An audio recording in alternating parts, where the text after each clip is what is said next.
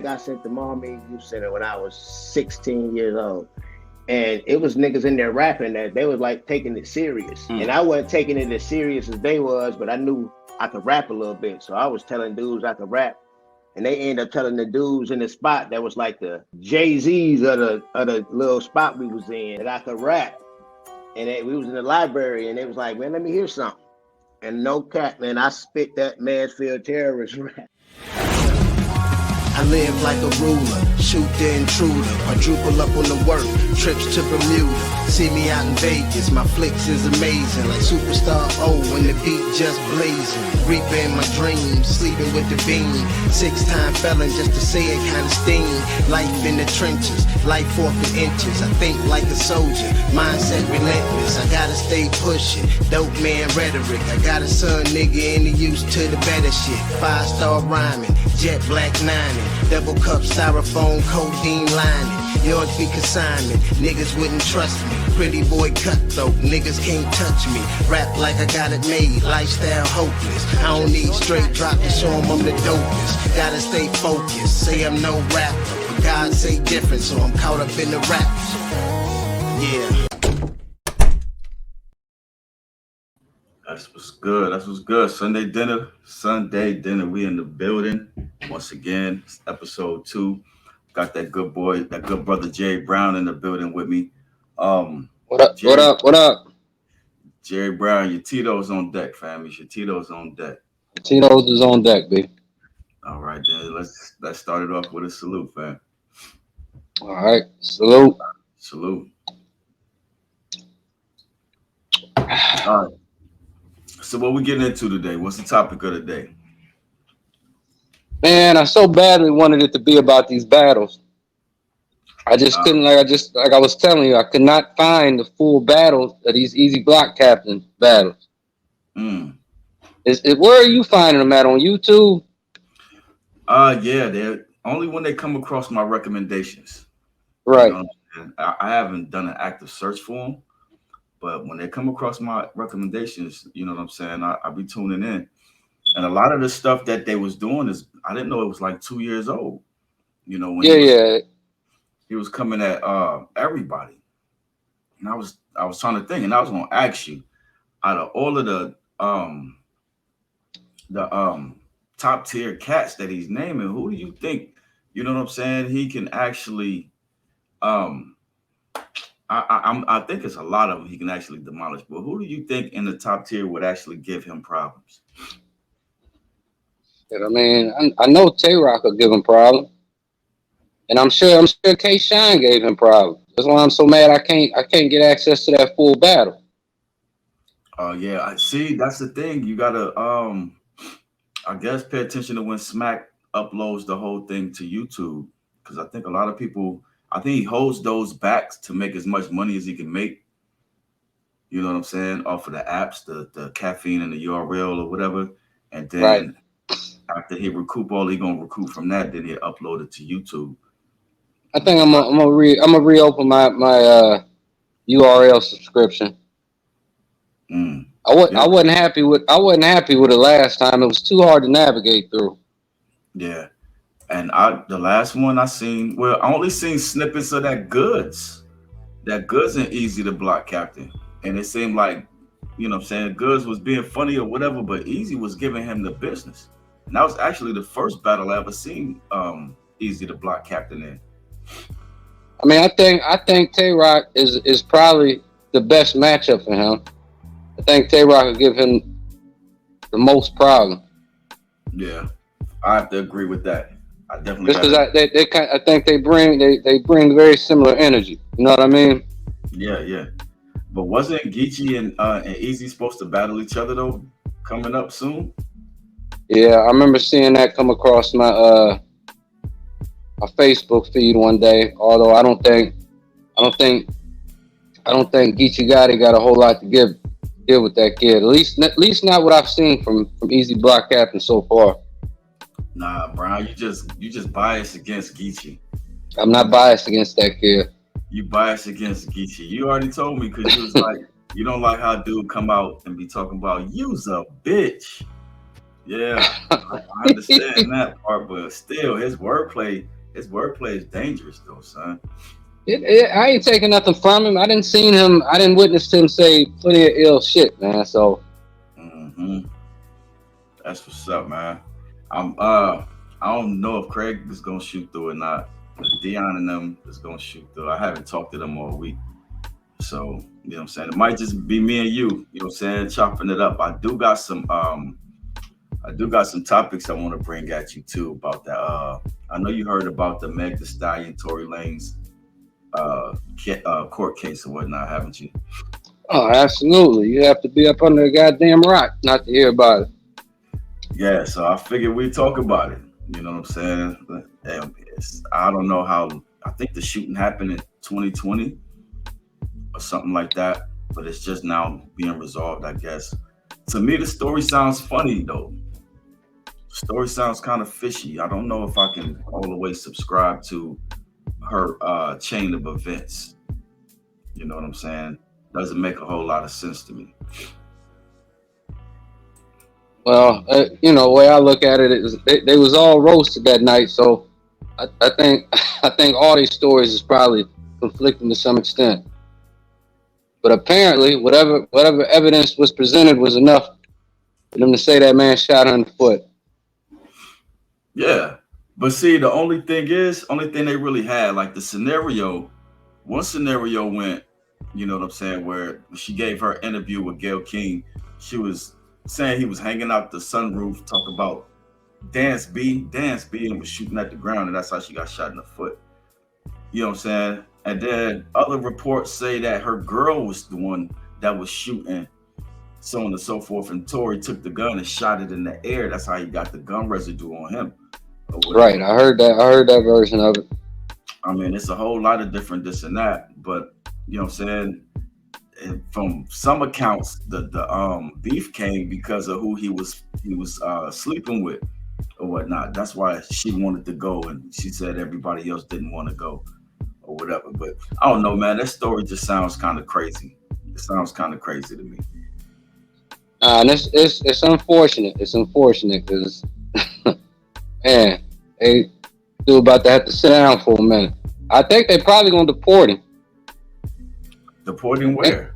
Ain't he from? I thought he was originally from Canada. That ain't no deportation. Well, to an extent, I don't know. In any case, about to be a major interruption to that man's career. No doubt, no doubt. And I didn't know dude was nice like that for real until him and Joyner Lucas was going back and forth on that Liddy. I mean, I knew he was nice. I mean, I've never been very consistent in listening to his music, but the shit that I do hear him on, I mean, I knew the kid was nice. I think the first time I really got hip to him was on the man, what's that joint to him, the Baby, and Lil Wayne, and the what's the one white dude? You know the white rapper I'm talking about, the one from Louisville. Yeah. I had to block his channel today. I got tired of him being in my recommendations, but I know who you talking about. Dude at work showed me his video today. Dude, he's nice. No, he absolutely is. Dude is nice. I can't take. But I don't know if I like that whole culture vulture thing, man. To me, that's just starting to rub me the wrong way. And then they got the one little trailer park kid that's rapping just like the Baby. You know what I'm saying? It's like intentionally, and that's the other topic that I have. I didn't want to segue into that too quick, but the other topic that I had was on that whole copycat scheme that seems to not matter no more, because like we used to say back in the day, like that whole biting thing was a taboo, you know what I'm saying, and a touchy subject. But now it's not a problem, and people just take liberties to sound like, you know what I'm saying, whoever they want to sound like, you know. Now it's not a big deal. It's like this one song I was listening to by Eminem. I think it's called Lock It Up. A song by Eminem called Lock It Up.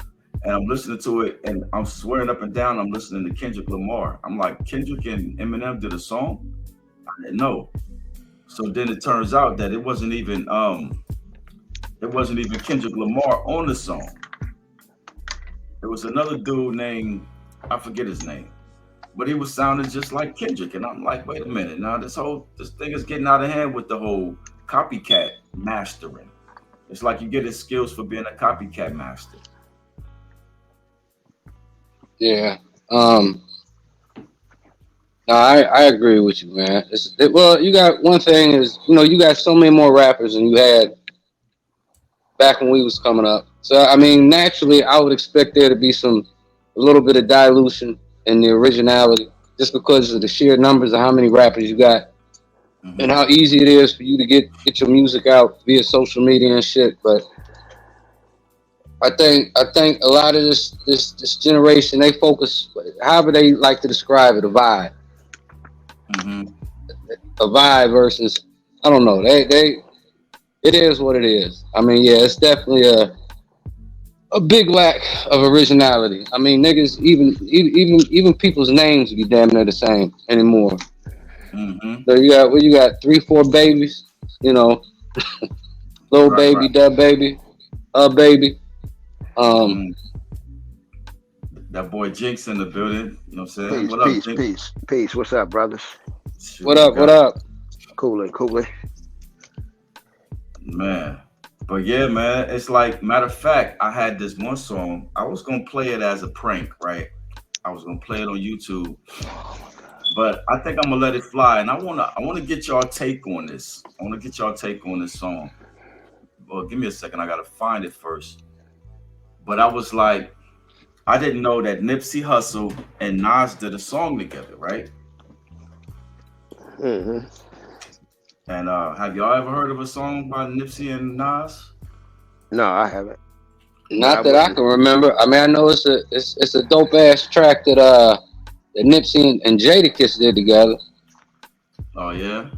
Oh yeah, that track is dope as shit. I gotta find this. What you call it? So while I'll find it, y'all go ahead and spark up the conversation. It's gonna take me a second.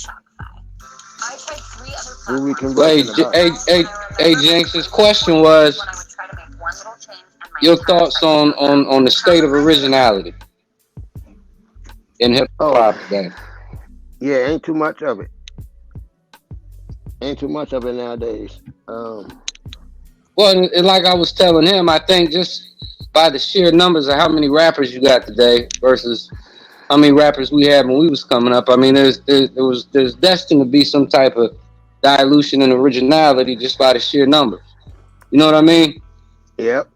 That and I think they see what's selling shit. Absolutely. They see one person come in, do it big with a certain style. That ain't that hard to copy. And then they see another guy come along, he do it. And while they sitting around thinking about doing it, they keep seeing everybody do it. So they join in and they do it. I mean, it's just a sound. Like, and if you don't sound like that sound that's hot to the people that's really buying the music, then it don't make you could be the best rapper ever. And that don't mean nothing right now. You have to have that sound that they fiending for. Very true. They want to be able to pop some pills and and slide on some ops with their music. They don't want to ride, they don't want to just exist to be player like and just get some money. They want to, you got to be drilling or you got to be popping the pills. And it's a certain type of music. It's a certain sound that entices those activities. And I think if you don't sound like that to these young dudes, it's pretty much a rap. Shit, damn near Dave East is like an old guy to these young niggas, and he like a baby to us. Right. All right. So this is the copycat song I was talking about, right? I want you to hear this. And when I first heard this on the radio, I was like, damn, I didn't know Nipsey and Nas did a song together. So matter of fact, let me turn off this background, and the boy Dion is in the building as well. Salute, Dion. Yo. All right. What up?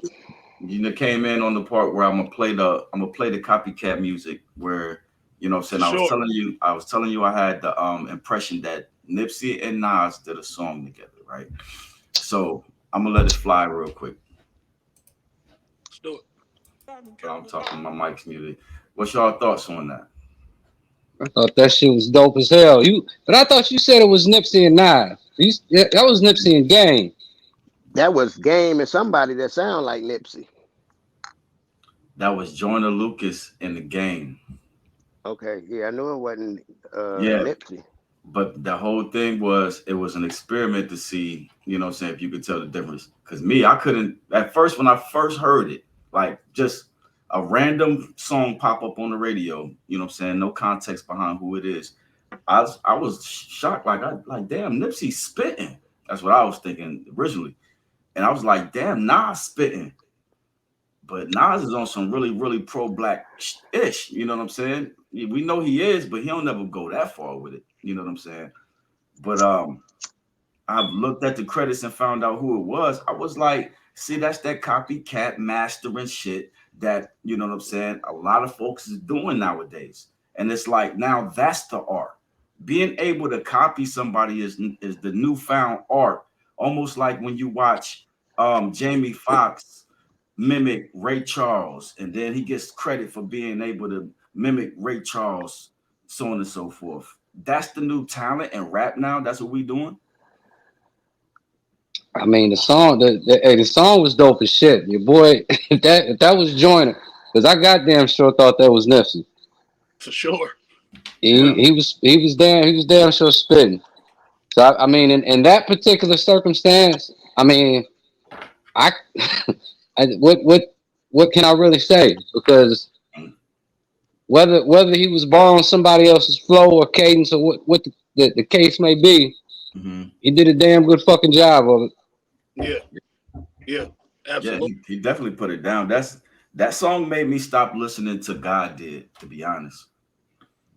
That song, I was like, I don't know if that's the trend. I don't want to start a whole nother topic, but y'all remember God Did kind of gave me that feel, you know what I'm saying? That feel of realness, you know what I'm saying? And soulfulness, so on and so forth. And then that song came with that same kind of energy to me, you know what I'm saying? And then sometimes you have the cases where somebody may just naturally have a similar voice and cadence to somebody that's already out. That they may not even really be trying to do it, but they can't help it. And the best example I can think of like that is like, remember when Action Bronson first came out? All them comparisons he was getting to Ghostface. But I never once felt that Action was intentionally doing that. He just that's just his voice. That's just the way he raps. That's what Ghost his voice. He just got a voice like Ghost or a younger Ghost. He said that he didn't. He said that he can't tell that he sound like Ghost. That's big cap. You know fucking well who you sound like, motherfucker. No doubt. That's tough. That's tough. I feel you. I feel you. Me, I've always had a stigma against that. Trying to sound like somebody on purpose. You know what I'm saying? I see it for what you were saying, Brown. He definitely did a good job of it. And we already know Game, he's good at that copycat mastering thing when he showed his skill in rapping like Eminem and that so-called diss. He rapped, he killed, but he murdered that song though. What? He did. But at the end of the day, were you talking about the Eminem diss? Yeah, he did much more. He sounded much more like Eminem did than they say Jay did on that Renegade song. Oh yeah, no doubt. Oh no doubt. Yeah, no question. Yeah. I don't think Jay was trying. I don't think Jay was setting out. Brown. He wasn't trying to sound. I don't think he was either, but people were saying that. People who really don't know no better were saying that. A lot of people were saying Renegade is old as hell for real. Nas even said it. Eminem killed you on your own shit. Like niggas was making that comparison, trying to make it sound like when Big tried to rap like Bone Thug type shit. They was saying it like he was trying to do that. But I never got that. I didn't think that he was trying to do that. I thought that he was, you know what I'm saying? Dangerous. Too many. He was trying to stay. I think he was trying to stay face in that song, to be honest. But the reason why I say that Game supposed this is because he was more giving him his flowers than he was dissing. That's the way I took it. Me too. Yeah, man. I remember we had. Never mind. I ain't gonna say nothing. We had a nigga in the field that was rapping like Brown. I promise you. I'm sitting up there listening to this song like, when did Brown come to town? Come to find out, they were saying that it was somebody else. I ain't gonna say who it was, but I didn't feel. Man, turn my party up, man. I didn't. Man, don't do that. Don't do that, big. Hey, JB. Brown, don't do that, man. You already know who I'm talking about, too, don't you? Don't do that, man. Hey, Brown, I never heard this story before, man. Who is this brother? And Dion, and you know him quite well. Do I? Yeah, you know him He quite had a well. Jerry Brizzo flow? Man, you was trying to get him on the show a couple of last season. Oh, yeah? Nah. Oh, that ain't gonna be too hard. You told me no? Yeah, I don't know. Yeah, No, I don't think he responded. I don't think they responded. Hey, and I will say this though, because I think we've all went through this before, especially when we was younger, more impressionable. All of us at some point have wrote rhymes with somebody else's voice in our head. In terms of, I mean, I know I've been guilty of it plenty of times. It may not come out that way, but when I wrote the rap, I had another rapper's voice in my head. No, how many times you'd have been in the studio and the nigga, when it was your turn, like when for your verse, a motherfucker tell you, man, you gotta come on this one. You gotta come with that blase flow on this one. Like a nigga try to coerce you into sounding like another nigga. But that be because they know you got it in you to do it like that. Man, you gotta come with that Nas flow, man. Like, nah, nigga, I'm gonna come with my flow, but I know what you mean, though. Like, you want me to kill this motherfucker. No doubt. Brown, you know exactly what that was like when Earl told you to rap like who like Snoop? Yeah, that was the example that he brought up. That was the example he used. Your vocab is so fucking big, bro. Like, and me at that age, I had no understanding. I mean, I understand now. Well, years later, I mean exactly what he was telling me. You got to think at that time, Earl was the first person that I had ever recorded with that had like some real experience with recording. Right. You know, all the rest of us, you know, Petty was still kind of new doing the shit. JB was still trying to figure it out. I mean, we was all learning at the same time. Yeah, that's no cap for real. No cap for real on that one. And then you already know I was trying to sound like Tick. I was trying to sound like Larry Strong on that Devious Red tape. But see, something happened though. Like when we became Rec Room though, to be honest, like it was like everybody gravitated to their own style though. You know what I'm saying? And I think I had got that infinity of, you know what I'm saying, mama may have, papa may have, but God bless the child that's got his own style.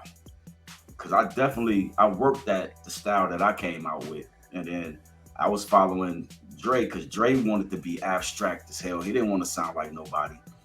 Couldn't nobody sound like Brown if they wanted to, except for the one nigga. Come on. Man, but I think Ken, it also had to do with the age we was at. I mean, that's the age where you start coming into your own style. Where you start becoming less of your favorite rapper and more of yourself. No doubt. Big Biz had his own style. LJ was his own man. Maz had his own style. Jinx over there, ain't nobody sounding like Jinx. You know what I'm saying?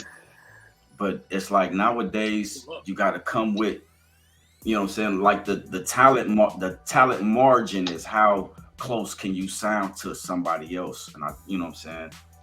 I didn't even like using the same words niggas use. That's dope. I used to write down like before I used the word gun, like if I came to a bar and I was using the word gun, I'd write gun at the top of the paper and I'd write under each under each one every other word I've ever known a gun to be called, and I pick one of those words that I heard used the least, and I would use that, and then that would force me for the next bar to have to come up with something a little different too, because I didn't use the word outside of the norm. Now I got to go find something outside the norm to fit this. Walking to Thor's. Right. Instead of saying, when I was talking about a girl, instead of saying normally like bitch or hoe, I write down woman, then I write down everything a motherfucker call girls. And I pick one of those words.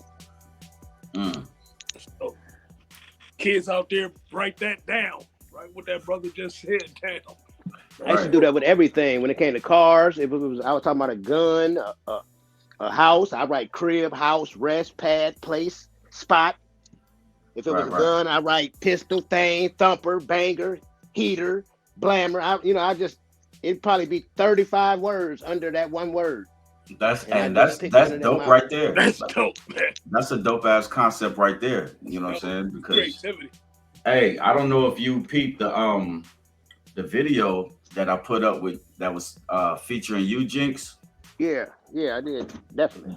Okay, did you peep the dude that commented under the video? No, I didn't. It wasn't there when I looked at it, I don't think. Okay, well, there's a cat on there. I don't know who it is. Never heard of him before. But he was like, yo, this is fire. And then he got the quote in your bars. He got the quote in your bars in the comments. I was like, yo, that's crazy. Now that's my favorite part of the verse now. Because he actually made me focus in and pay attention to that what you call it. I was like, yo, that's fire. That's fire. Coming up with 35 different words to make a point. You know what I'm saying? Yeah, that's cool. That's super cool, especially when you gotta go back and listen to it again. I love them type of bars or whatnot. Right. You know, so you're a mad scientist, my guy. My man, good looking. That's what's the battle rap dude name? The little one. He on Wildin' Out now. What's his name, Brown? The one that always say, "Slow it down. I just dissed you." I just dissed you. I thought it was still just Hitman Holler and Charlie Clips on Wildin' Out. Hitman. No. Clips and you got Conceited. Yeah. I didn't even know that. Conceited been on there before them two niggas. He got to break it. Yeah, I think so. Yeah, Conceited was there break first. Down a lot of his. Was he? Mm-hmm. He break it down for you though. Yeah, but that's dope. But then that goes back into what Joe Love said though, to be honest. Because when we asked him how he thought about the state of hip hop nowadays, he was like, "Oh, that shit sound the same." Yeah, you know what I'm saying? That's what makes me gravitate to 90s hip hop, 90s and early 2000s. My favorite MCs from then, so on and so forth, is, you know what I'm saying, because all that shit sound the same. It all sound the same. Me and Brown was just talking before y'all got on about the white dude. We couldn't think of his name either. Millis. Is it Millis? I don't think so. I think it started with a Y. Why? Yeah, I think his name started with a Y. If I go back through my history, I'll find it. Yeah, for sure. But yeah, what was your point? Back. No, the point was it goes into what Joe Love was saying. He was like, you know what I'm saying? Everybody's talking about the same thing. They all rapping the same. And that's the same thing Snoop said. When they did the interview, Snoop was like, everything is yada yada da da da da yada da da da da. They, you know what I'm saying, had them niggas cracking up, so on and so forth. But I'm like, you know what I'm saying, where's the originality in this? That gonna be a thing, you know what I'm saying? Because it's like, even the thing that I loved about Kendrick Lamar was the fact that he was the only him. You know what I'm saying? So then I'm hearing an Eminem song. So I was telling Brown earlier, I'm hearing an Eminem song, Lock It Up, or some shit like that. And it's a whole nother nigga sounding just like Kendrick Lamar. And I'm like, I don't know. Do it feel like a disrespect, or do it feel like you stole my style? Coming from where we come from with hip hop, it does. But then when you change the narrative to now, the talent ain't really in the rapping, but it's in the ability to sound like somebody else. When you get credit for being able to sound like somebody else, and now that's the new thing, now I don't have an opinion. I'm out of it. You know what I'm saying? Because I'm obviously biased, and I obviously don't see why that's a thing, but you can't tell somebody what to like. For sure. Well, right, and you know, it was just different for us. Like I never forget, Kool G Rap on this interview I seen about a year ago. He was telling the story how he tried to put Nas on, and he took Nas's demo to Def Jam, and Def Jam passed on him. They said, "Yeah, the kid is nice, but he sounds like the next Kool G Rap," and that shit wasn't cool back then. It sounded like the next nobody. Yeah, Def Jam passed on Nas for that. Do he sound like Kool G Rap though?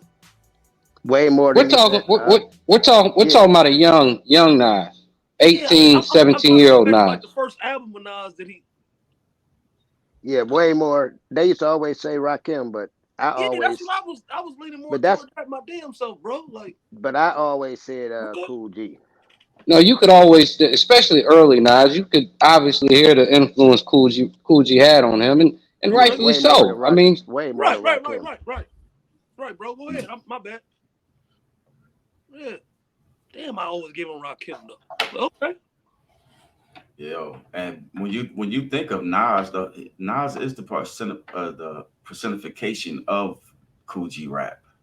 Oh, absolutely. Like the mannerism of Nas is a cool gangster rapper. You know what I'm saying? The whole makeup of him. So I'm like, he's definitely and that's crazy how, you know, we give Nas all of that credit, but then we hardly ever mention Kool G Rap. I mentioned. I know you do. I do too. Because you the one that made me go back in the time capsule and find Kool G Rap's iconic jams though. And it's the thing.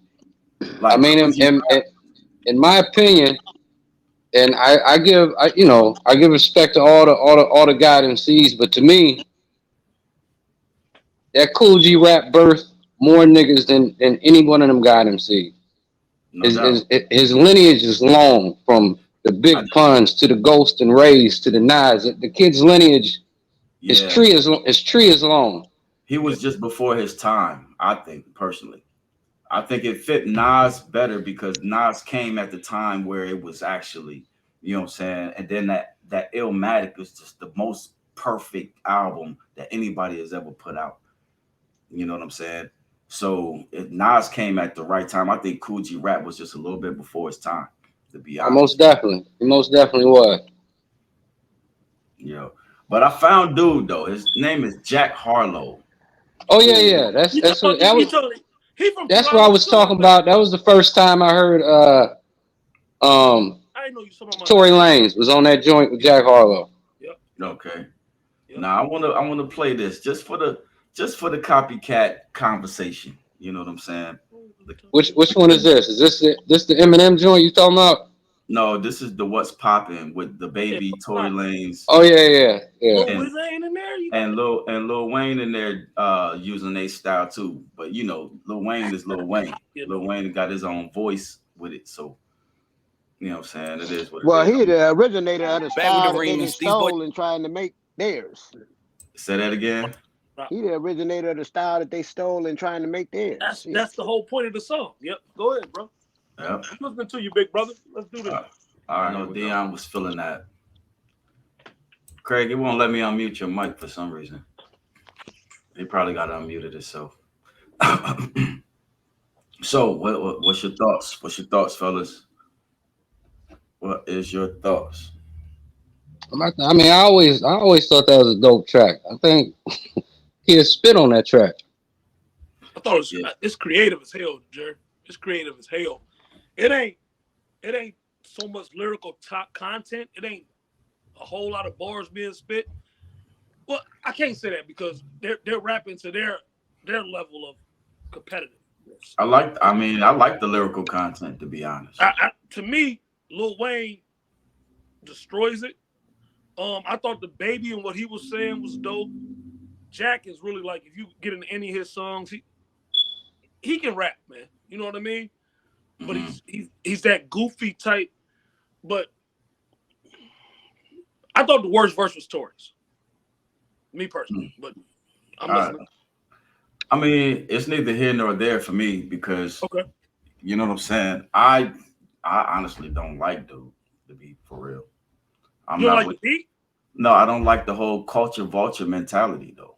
You know what I'm saying? And then all you got to do is sound like somebody else, and then you know what I'm saying. It is. Come on, man. I don't feed off of that. I don't feed off of that. But at the same time, I'm a hypocrite because I always claim I like Joyner Lucas, but that's exactly what Joyner Lucas does. Joyner Lucas, his talent is basically sounding like everybody. He can sound like Drake. He can sound like Eminem. He can sound like J. Cole. He can sound like Nipsey Hussle. We just seen that, right? You know what I'm saying? He could sound like all of these people. But at some point, I'm like the chick on the Ray Charles movie. We just want to know when we're going to hear the real Ray Charles. Remember that part in the movie when he made it, his gift was sounding like everybody else until he found his own sound or whatever. Yeah, no, that's fair. That's fair. You know, I really don't like the whole like Eminem. You got to give Eminem credit and you know what I'm saying, a pass to some degree because he came in and he came with his own style. Yeah, for sure. He came with his own shit. I don't. These dudes are sounding like dudes that's already out, and you know what I'm saying. Come on, man. It's the same. To me, it gives me the same feeling like when we got a smooth ass R&B song, and then next thing you know, the country music artist then remixed it in with a country twang, and now all the white folks is liking it. Like, get the fuck out of here, man. I'm not with that culture vulture shit. Okay. I just don't feel it. All right. I'm not getting in this one. Come on, man. Niggas can't. So you, Brown, I'm gonna stay away from that one. I ain't gonna touch that one, Brown. I mean, I'm not not a little bit. I'm gonna stay away from it. No, I know what Ken's saying. I mean, I know what he's saying. Me too. I'm the king of controversy. But it's music, right? So you're saying like you felt that cut was like some culture vulture shit? No, him, period. Oh, Harlow. Yeah, Harlow, period. You know what I'm saying? Because if you go into no matter of fact, when I first got introduced to Jack Harlow, this dude was doing a video basically talking about what I'm talking about right now. You know what I'm saying? How you know what I'm saying? How these dudes will come in and purposely, and it wasn't just white dudes. You know what I'm saying? Don't get me wrong, it's not just white dudes, but it was a couple of other young cats that was sounding like rappers that was already established. You know what I'm saying? And then they made their bones by being able to sound like other rappers. So to me, I'm like, why would you give him that? You know what I'm saying? That credit, this, that, and the third. Because the nigga that he was sounding like, I think it was the Baby, matter of fact. He was sounding like the Baby. So the Baby was, instead of getting offended, looked him up and did a song with him. You know what I'm saying? Sure. And then when he did I don't think he sounds like the Baby though. But what we have to do is Jack Harlow got a song with Eminem. Look that one up real quick. He already got a song with him. And and to me, I lightweight like it. But you know, it was something I go to work on. And listen to it. The young man has a talent.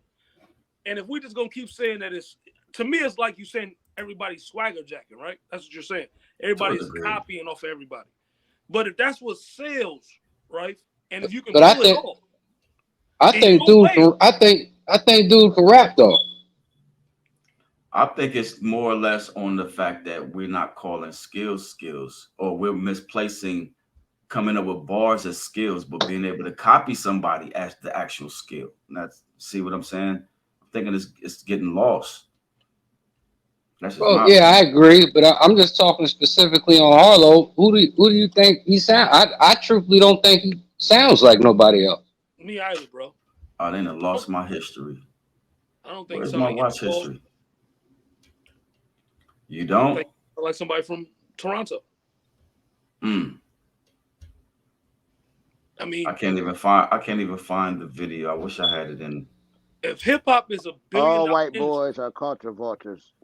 I can't do that with you because you have. This is the video right here. It's called "Copy and Paste Rappers They culture vultures 2.0." too. Ain't nothing wrong with being a culture vulture if you're using it. If you you're using your good, if you're using your power for good. Dude's name? Like you had them dudes, like, come on, man. Yeah, all white boys culture vultures. I totally disagree, but okay. In hip hop, how could they not be? They ain't create it. They ain't make it. They wasn't there when it was developed. No, but that's calling black paint, bro. Like, that's calling a culture vulture a culture vulture. No, that's not fire, bro. But okay.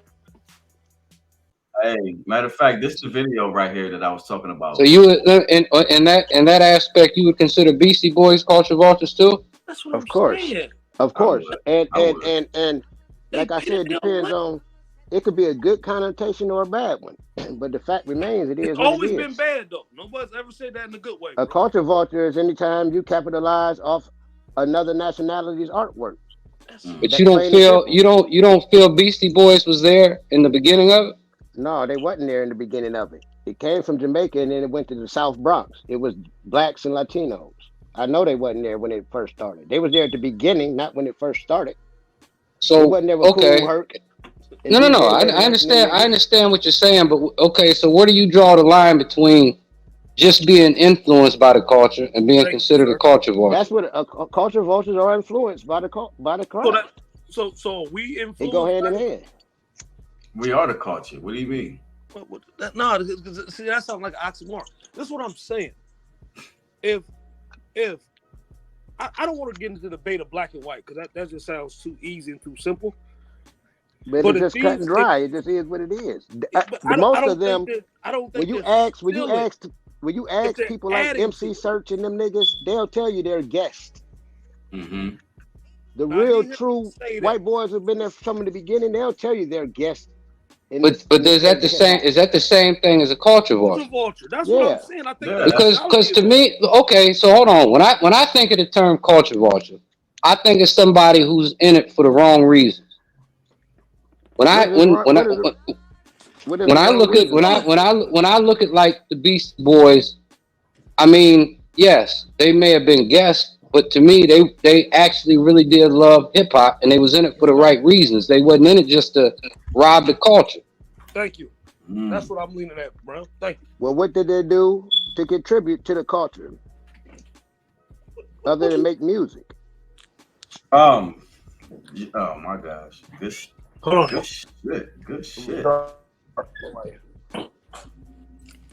Culture vulturing is when you capitalizing off another race's or something that another race create and you don't give back. Is that's the same thing? Ain't that the same thing Eminem said that Elvis Presley did? Yeah, hell yeah, he did it. You know what I'm saying? I mean, man, I just I get what you're saying, Jinx. I just use black music so selfishly. What use did it they to do? Get myself wealthy. Right. I mean, when you say what did they do? What didn't the Beastie Boys do? They wasn't part of the building foundation of Def Jam. I think they was, bro. Yeah, that's some white shit. Leon Cohen admitted that he's a culture vulture. Leon Cohen admitted that he's a culture vulture already. So the owner of the company I heard it out. Ain't nobody tell me this. I seen him on the interview say it. I saw that. I saw that interview. I know what you're saying. Me too. But all I'm saying is, Jinx, if how much money do the rappers get to do all the writing and the performing and shit compared to the motherfucker that own the company that don't write no raps? That's the same as working in a factory though. So I mean, I'm not. Yeah, right. And the motherfuckers that work at the factories is slaves. The owners of the factory. I see what you're saying. No, bro, I'm not arguing with you not a little bit because you're right. But on the same token, if they added to the build of this shit, like for the Beastie Boys, I'm still on the Beastie Boys shit. I don't see the culture vulture. Who they influence? A whole lot of white people. Who top anything are they in? The Beastie Boys. See, yeah. top favorite white guys? Who top? So hold on, now because now we're going into some dangerous territory. No, I'm just so pointing out several different things I'm that not add afraid to of my it, though. Let's do argument. it. Is all I'm doing. What have they contributed? Or who trying to fucking sound like the Beastie Boys? Who shopped the Beastie Boys out at any fucking award shows? No, and then too, you gotta look, because at the end of the day, when the Beastie Boys did their thing, they outsold everybody. And it's the same thing when Eminem did his thing; he outsold everybody. A good rapping white boy gonna always outsell everybody. Vanilla Ice, exactly. Any name, pick one. Shit. Exactly. So y'all are telling me that y'all would throw Beastie Boys in the same exact box that you would throw Vanilla Ice and Elvis Presley into? Definitely. What? Definitely. Why not? Beastie Boys was. Beastie Boys was what? Nice. You know, Ice-T tried to do rock and roll. Nobody ride around listening to that shit. He didn't try to do it. Ice-T did do rock and roll. Exactly. And he was a culture vulture. Exactly. Thank you. Come on, man. So you saying K. Wright shouldn't play the saxophone because he'd be a culture vulture? That's something totally. How So let me ask you this, Craig. Jinx, was Jimi Hendrix a culture vulture? No, because rock and roll is originally black music. So how can Ice-T be a culture vulture for wanting to make heavy metal? Heavy metal ain't rock and roll. Ooh. That's why it's called heavy metal. It's a different genre of music. That's why rap ain't R&B. That's why folk music ain't country music. It's in the same family. Rock and roll. It's in the same heavy family, metal. but I mean, Shih Tzus and fucking Chihuahuas in the same family, but they're two different dogs. Hey, let me ask you. So was Living Color culture vultures? You remember I don't know the history of where satire and that sort of comedy came from. I couldn't tell you. No. I'm not talking about the show. I'm not talking about the show. I'm talking about the rock group Living Color. No, I'm talking about the rock group Living Color. I don't know what you call. What were they classified as? Remember the rock group that had the one nigga in there. It wasn't just one. The guitarist was black too. Yeah. They was a Jamaican group, wasn't they? I mean, they could have been. They made the Bad Boys song for cops. Yeah. And then, matter of fact, a question back at Brown. What music? Because you brought black music originally, man. Brown, you made a point about what's his name? Action Bronson, sounding like Ghostface. It is. I mean, he did get accused of sounding like Ghostface when he first came out. Because he did. He absolutely did. The first time I heard Action Bronson, maybe the first 2-3 times I heard him, I thought that was Ghost. Right. Mm-hmm. But for him to say, I hear Ghost all the time, I hear me all the time, I don't see the resemblance.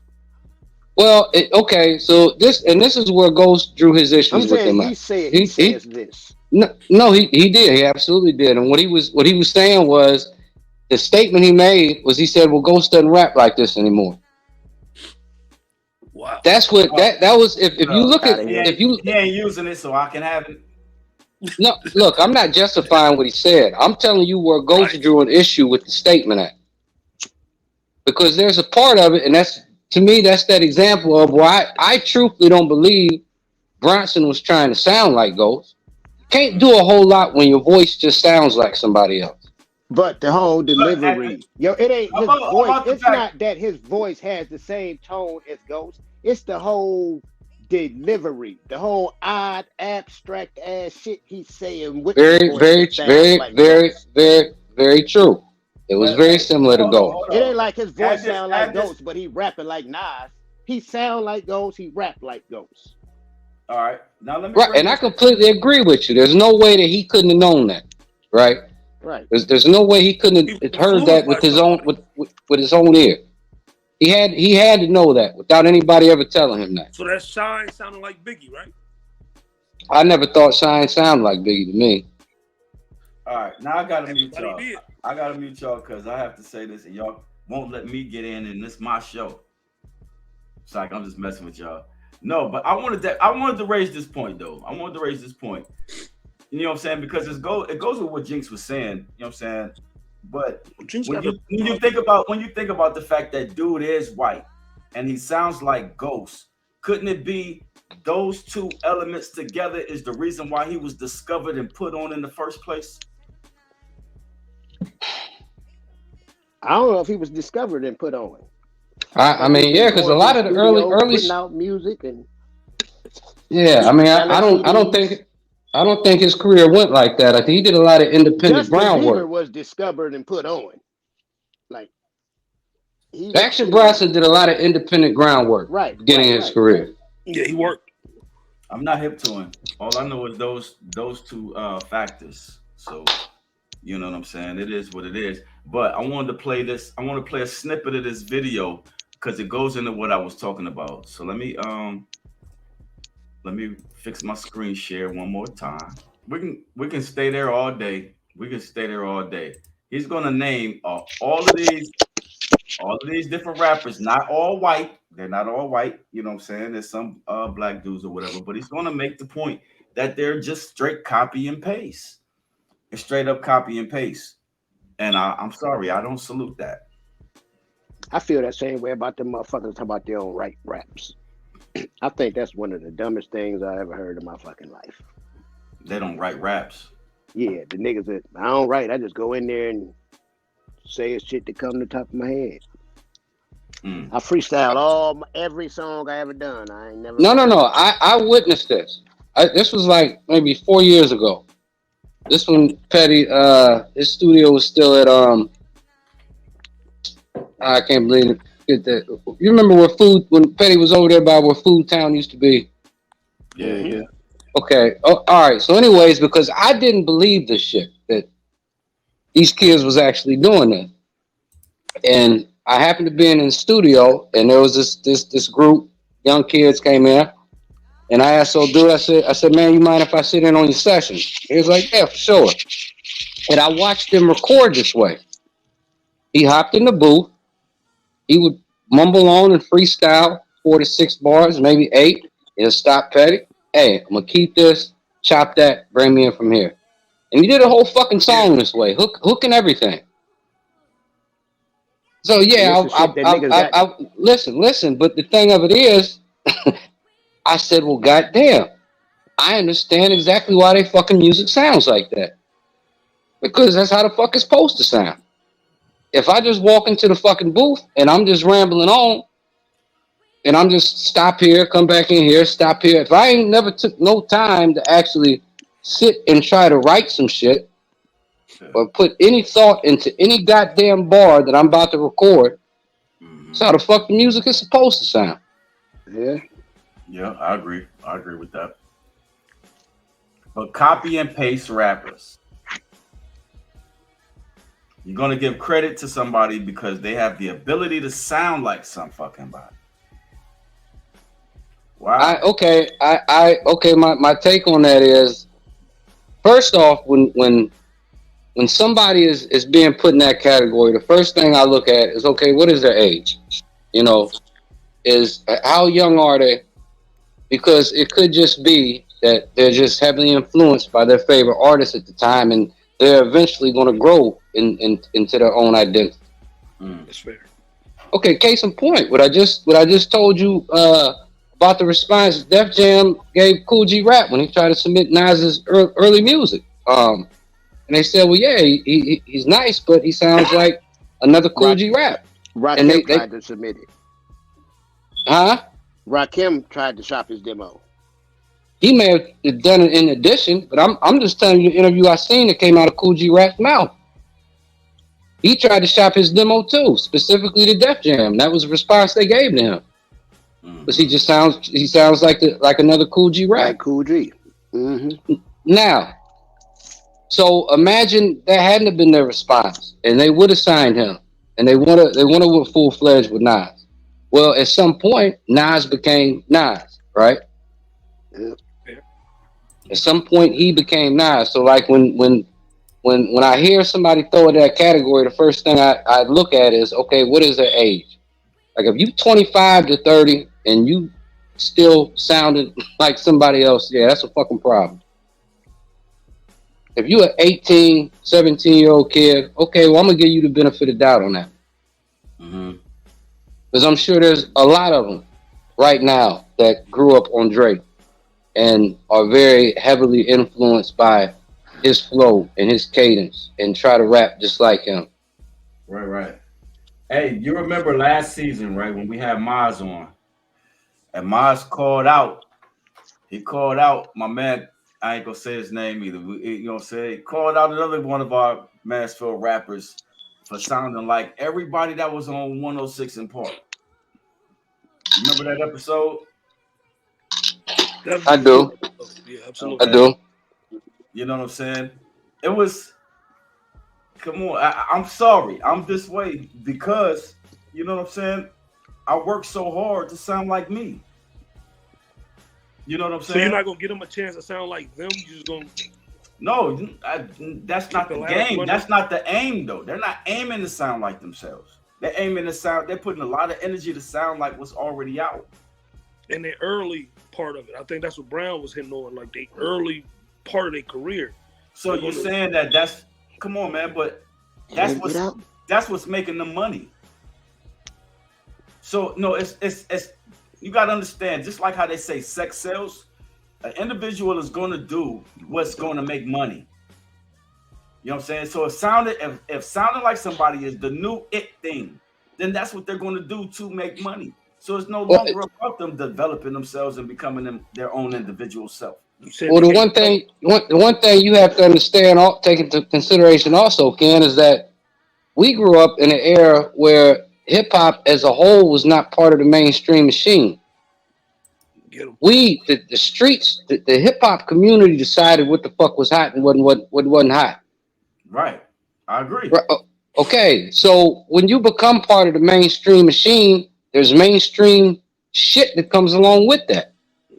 Yes, sir. And so now, just like any other genre of music that's been part of the mainstream machine, in order for you to be a part of that, you have these formulas that you have. We're saying the same thing, Brown. We're saying the same thing, though, fam. We're saying the same thing. Only thing that I'm addressing is the fact that that's the norm now, and it didn't used to be. But I'm gonna tell you though, we also fought to become part of that machine. Boycotted the Grammys, all types of shit to become part of that goddamn machine. Fair. Truth. That's truth. So let me get my screen share together. I'm pretty sure I got some more topics. Back on we're not back on the culture vulture thing. I think we upset enough people with that. We didn't upset enough people. Was that our goal? I don't know what your goal is. You never know. I won't tell you. Poker face. But you already know. I wanted to talk about this right here. You know what I'm saying? The ghostwriting credits. Like that what we were talking about last week. All right. Ghostwriting credits. Now I have to change this up a little bit so we can see what it says. Now, Quentin Miller. All right. Quentin Miller claims that he can't get a deal as a rapper, okay, because of the drama between Drake and Meek Mills. Right? So my question is, does that seem fair? Does that give credence to there being gatekeepers, or the point of one needing to sell his soul in order to get put on? What's your thoughts? Well, we've always known there's gatekeepers. There's always going to be gatekeepers. I mean, in terms of people finding it difficult to move forward with their career because of issues they have with certain people in the industry. I mean, that plays out in many stores. You do know you do know Meek Mills and them jump Quentin Miller. I remember when he go on camera. You informed me of that. Yeah, he wouldn't go on camera and say that he wrote for Drake, so they ended up jumping him. you know. But at the end of the day, Quentin Miller is a rapper who's trying to get a deal, you know what I'm saying, and he getting writer's credit on multiple people's albums, so on and so forth. But now nobody wants to deal with him because of the background drama between two niggas that ain't, you know what I'm saying? That's not him. I just want to know if that's fair. It sounds, no, it's not. It's completely unfair, and it sounds almost like that he got just by circumstance got caught up in some shit that blackballed. I mean, because I'll bring you the same examples that me and you talked about on the phone. Sky Zoo, there's a shitload of writing for other people in the industry. It ain't never hindered his career. Sci-Hi to Prince, there's a lot of writing. It ain't never hindered his career. I mean, so it's just, I mean, I think that particular situation you're talking about is just more specific to a beef that he got caught in between. I know, but the caliber of rappers that he got, you know what I'm saying, his name mixed in with, I think has more of an effect on him than the example that you given. I think the fact that Drake is their golden child. You know what I'm Absolutely. saying? No question about that. Child. And you've touched him. And now you kind of tainted our golden egg. You know what I'm saying? It's kind of like, you blackball, like Dion said. You know what I'm saying? But at the end of the day, he's still an MC. All right. And then not to go back into the conversation we was having last week, but you have heard him rap when you heard Drake rap. See, that's what we defer. I don't know how much he wrote for Drake. I'm not saying he didn't write anything for Drake. Mm-hmm. I just don't think if he's so dope, if I think Hov said it best when Hov said, niggas say they made Hov, okay, so make another Hov. So if his line is that he can produce these hits, he can make money off of his bars, his lyrics, then why won't he get a deal? I think that when we talk about that's the wrong example right there. No, I think it's perfect. Because when you use a Jay-Z is talking specifically about.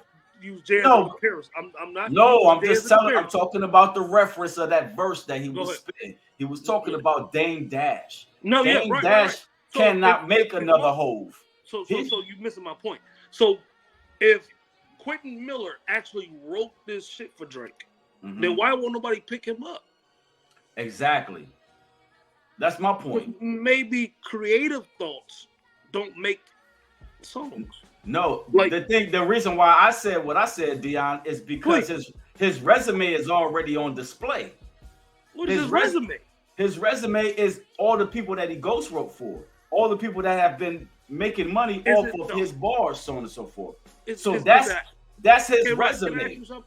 No, I'm saying if your resume speaks for itself and you still can't get on, it's got to be because of another reason. That's just hypocritical. But okay.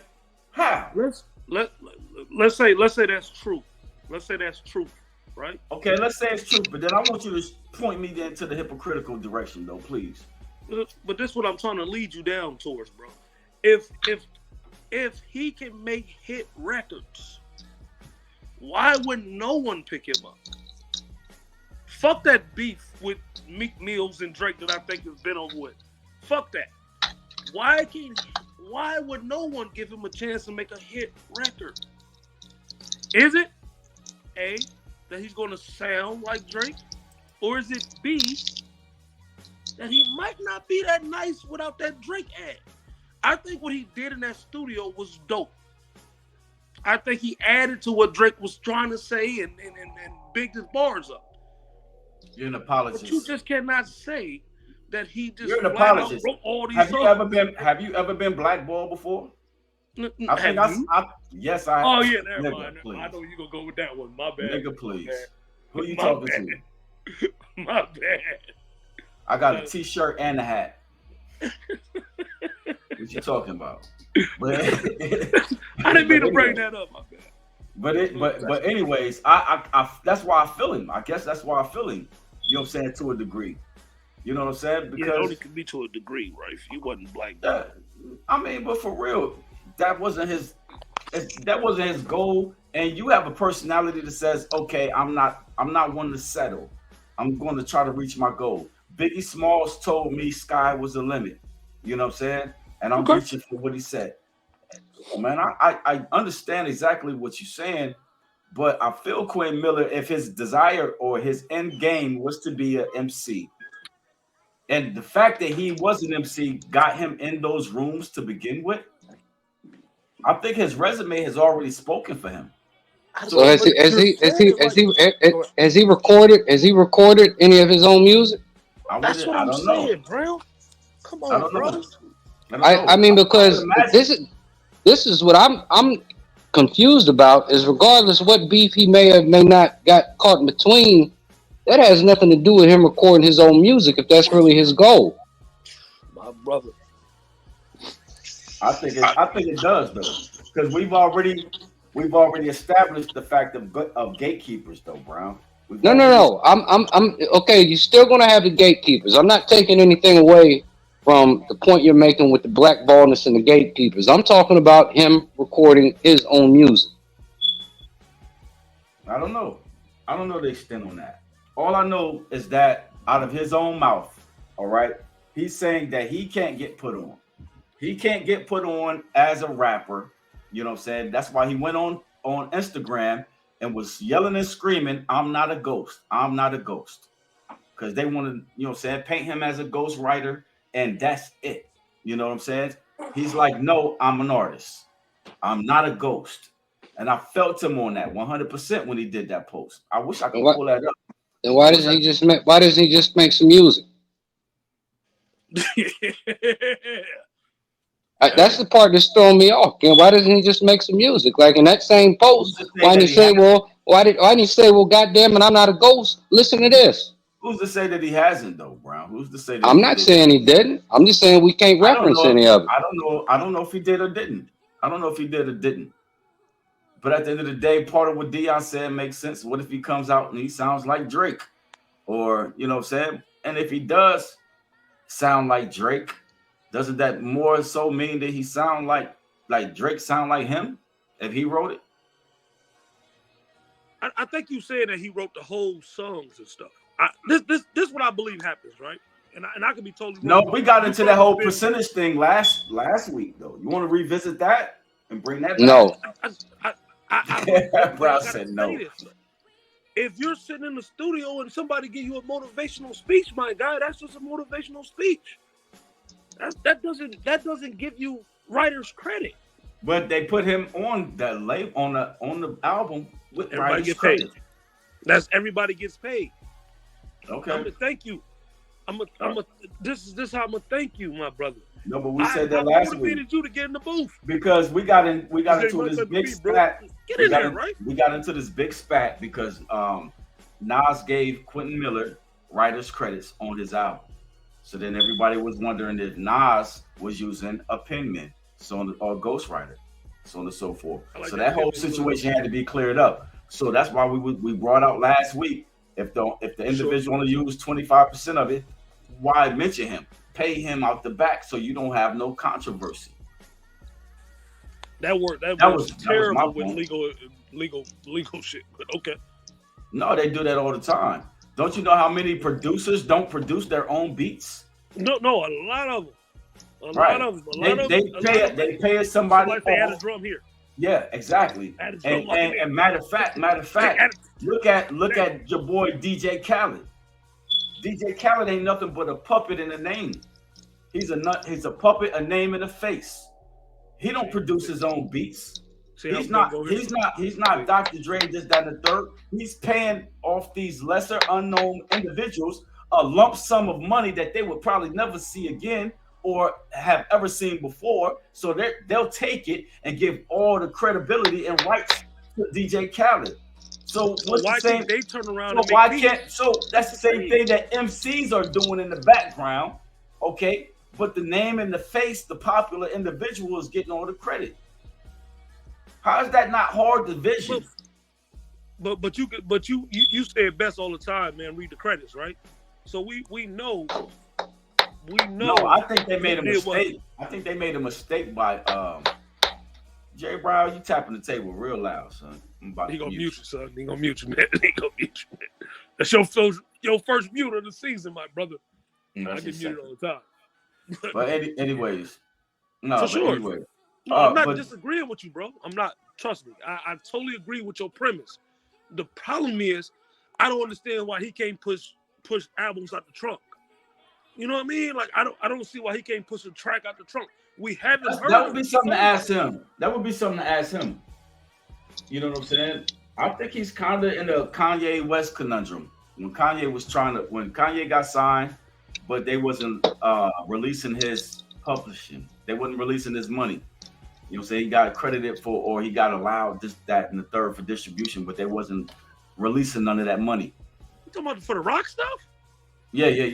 I think the simple fact that I think there's they will let him rap. I think there was a window. But he was being, this is what I'm trying to say. He was being blackballed to a degree. And he was in the room with the people. But he was still being blocked. You know what I'm saying? Have you seen that documentary he did on Netflix? That No, I haven't. Genius. I'm not watching nothing. I'm gonna tell you right now to your face, bro. I'm not watching nothing Kanye do, bro. I'm not. But I would suggest, Dion, you I mean, that is a good documentary. No, I'll check it out there, man. I got to do my research. What y'all said, I'm writing it down right now, man. What is it called, though? It's just Kanye Genius or something like that. Genius or something like that. Okay, I'll do my research, man. But I'm but telling you, I support this brother. Kanye approved the video, but his boy shot it. It's actually his boy's video. You know what I'm saying? Okay. And his boy, when Kanye got the going off on the bipolar shit, he was like, man, cut it off. Cut it off. Shit was embarrassing. You know what I'm saying? He kept it real. He kept it all the way funky. He kept it all the way funky in that documentary. But I love the background shit that he showed when Kanye was fishing his College Dropout album. Like he made the album himself, spent his own money. That is very true. Very true. Because they would not release the money that they had already set up for him. That was, to me, that was a dopest part of the video to me. Yeah, I'm gonna watch it. I'm gonna give it a watch, bro. I wasn't gonna do it, but y'all done talk me into it. No, he skipped his surgery for his jaw because he knew he didn't have that amount of time to play with. Mm-hmm. Remember that part about it, Ken? Yes, sir. When he was supposed to get the surgery to straighten up his jaw from the car wreck, and he bypassed it because he knew he didn't have that much time to play with. I'll check it out, man. No, it's dope. It's very dope. Yeah. And then it showed a lot of power that he had too, even though they was calling him crazy. Kanye had a lot of reach. He in the desert. Influence people in our world. It's crazy. You know, no. They call him crazy when they smart as fuck. But go ahead. No, they call him crazy because calling somebody crazy is dismissive. You know what I'm saying? It's easier to make you not important if we call you crazy. I get the language. If you got access to pertinent information, you know what I'm saying? If you behind them closed doors and you got access to this, that, and the third, they'll come out and call you crazy. Matter of fact, what about the Jaguar chick? Remember the Jaguar chick that's coming out with all of the dirt on all of these MCs and all of these industry. I just watched a couple interviews with her today that popped up across my live feed.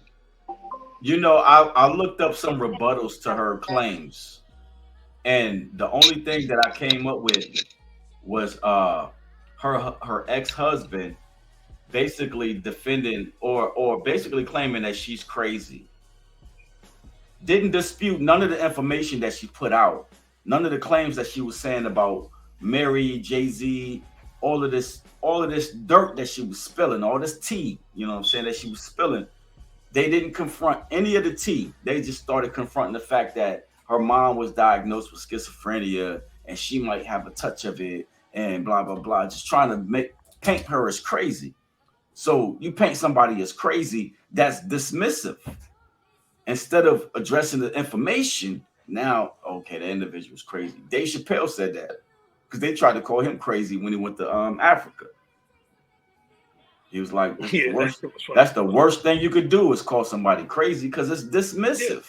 Yeah. Absolutely. It's opened a lot of doors for sure. So that has me more inclined to believe the Jaguar chick because of how they chose to debunk her. Where's Jinx at? Is he still on? No, he left a minute ago. He ain't say bye or nothing. Yeah, that third shift life. But yeah. Oh, he's still on third? I think so, bro. I don't know for sure. Don't quote me. Oh, yeah, well, I'm gonna find Well, hey, why did you say the culture vulture topic was upsetting a lot of people? You getting a lot of responses? No, I was reading Dion's face. Oh. You know what I'm saying? He kept pulling at his collar, trying to get some air. So I said, okay. Hey man, stop it, man. All right, I seen you. You stood up under the ceiling fan, opening your shirt. I gotta go. Yeah, I mean, I don't feel the same way you do or a lot of people do, bro, about the shit. I don't. I just like music, man, and I don't. Okay. Well, you know what I mean? Like, if it's feeling some type of way to a lot of people, then don't listen to it. Don't support it. Okay. Well, I'm gonna give you an assignment then, if you don't mind. I'm gonna give you an assignment. I'll write that down too, because I'm in the right mood. Okay. Well, write this down. Get that copy and paste Rappers 2.0 YouTube video. Watch the whole thing. Come back and let me know your opinion on the topic that you had a disagreement about. No, I don't have to. Right. I think you missed what I said, bro. Like I don't disagree. What I'm saying is it's just music. If anyone can write to somebody that doesn't do music to say that so nonchalantly, I can't accept that. It's just music. I know. Of course. Is it just music to you, Brown? No, and I've already explained my stance on that. Like, to me, there's a difference between somebody from another race that has a genuine love for the culture and is just doing it for the love and the right reasons versus somebody that is doing it for the wrong reasons. I don't put Beastie Boys in that box. What would be the wrong reason? I'm at that same level, bro. The wrong reason would be a Vanilla Ice would be a great example. You know, the wrong reason would be you just doing it because you understand that you have access to a more massive market. Oh, but don't they all though? Yeah, but I don't think that's all their motive. I don't think hip hop was not big. To me, hip hop was not big enough at that point in time in the 80s for that to be a motive of the Beastie Boys or MC Serch. How come it wasn't? How come it wasn't? First of all, it worked throughout history. The Beastie Boys was an experiment. Could the Beastie Boys could the Beastie Boys do what Run DMC did, you know what I'm saying? But in the fashion of Elvis Presley. That thing is history. They already knew what they was getting into it for. So you don't think the Beastie Boys truly and authentically love the culture and love hip hop? You don't think the Beastie Boys outsold Run DMC 3 times? I mean, Campbell, what I'm talking about them personally. That makes them vultures. Exactly. Just because it's set up the way it's set up. If I reference Eminem, you know what I'm saying? If I reference Eminem, he said it perfectly. You know what I'm saying? That he was the new Elvis Presley to do black music so selfishly and use it to get myself wealthy. Yeah, I understand. I understand. I understand the way he put the wording together. All right. Yeah. So the Beastie Boys do fall into that. The white people face, if anything. Like, what are you? No, it's not. He's just telling you the power of whiteness. But when it comes to the cross, you have a bigger. Come on, man. The only reason why Drake, Snoop, Andre 3000, all of these individuals, the reason why they sold what they sold because of their ability to cross over. Now, a white individual who is doing a black cultural thing has a bigger opportunity to do that same crossover role, make as much money. I'm muting you, son. But my point being, Ken, if that's not their if that's not their true motive, no argument. And they have you because you spoke about the machine earlier, Brown. You said it's a machine, and we was all trying to call it a machine. You understand that's how the machine works. I understand that. When you talk about the Beastie Boys, I don't think there was no machine for that to be their motive. It was a machine. It was a machine before them. That's why I brought up the whole Elvis Presley thing. Go back and watch the Five Heartbeats movie. You know what I'm saying? When my man was like, listen, they took our pictures, put my boy's picture back on the album cover. I know exactly what you're saying, Ken. Right? Why? Because they was trying to get them to cross over the white people, so on and so forth. But Elvis Presley never had to cross over, you know what I'm saying? And he sounded like niggas. That same scenario, Brian. I had unmuted you, Dion. You muted yourself. I see your lips. I'm not disputing anything you're saying, Ken. I just think there's some exceptions to that. Like, even though that may be the case, we understand how that formula breaks down.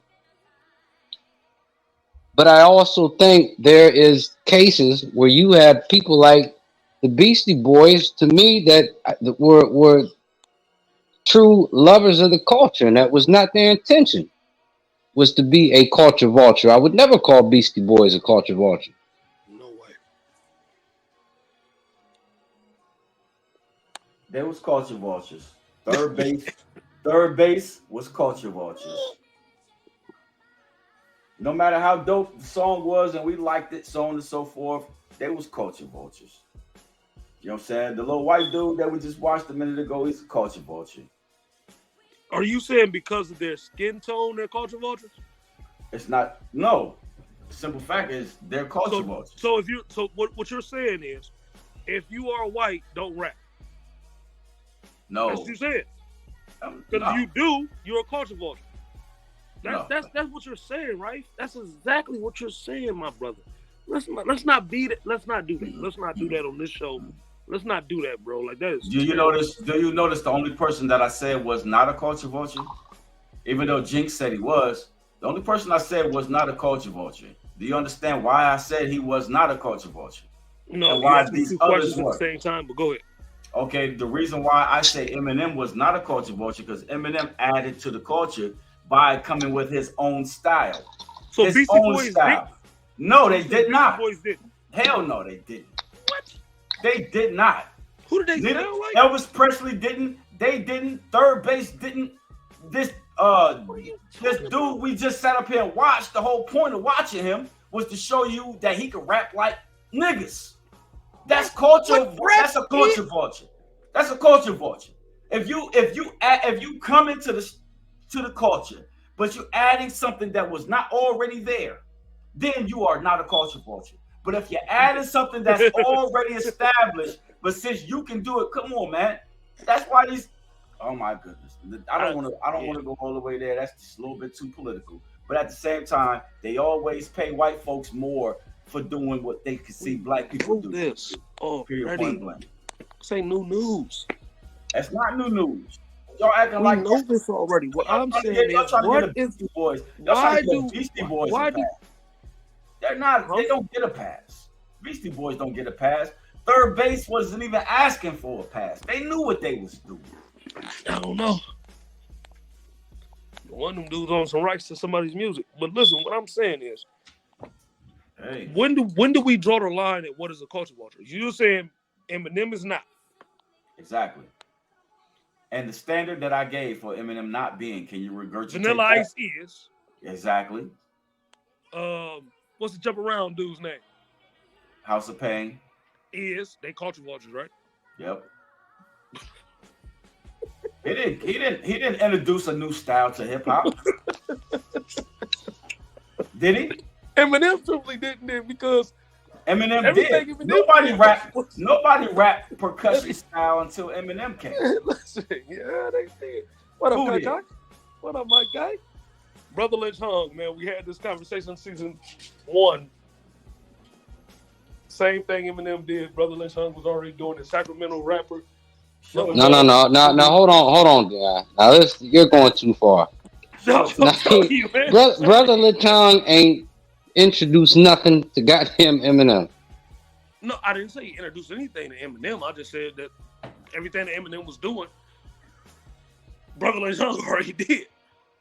I can't agree with that. Okay, well, go listen to it. Go listen to One More Pound of Smoke. Go listen to. I can name 15. So he had 2 albums. So I can no, you can't. You can't name 15 songs that Brother Lynch Hung sounds anything like Eminem. No, see, that's what we defer, my brother. I said Eminem sounds like him, not him sounding like Eminem. It would be the same thing. Come on, Dion. Same thing. Eminem don't sound nothing like brother. He don't sound nothing like. My guy, Brother Lynch Hung was out before Eminem. Yes, he was. That ain't the argument. Brother Lynch Hung is talking about, and Eminem did the same goddamn thing. That's not Down to have my mama wearing a tight dress. I don't even make my money right. Come on, man. You're like, y'all bugging. But go ahead though. I'm listening. I don't see how you could find one fragment of evidence. I just did to prove that. You just didn't listen. Not one fragment of evidence to prove that Eminem got his style from Brother Lynch Hung.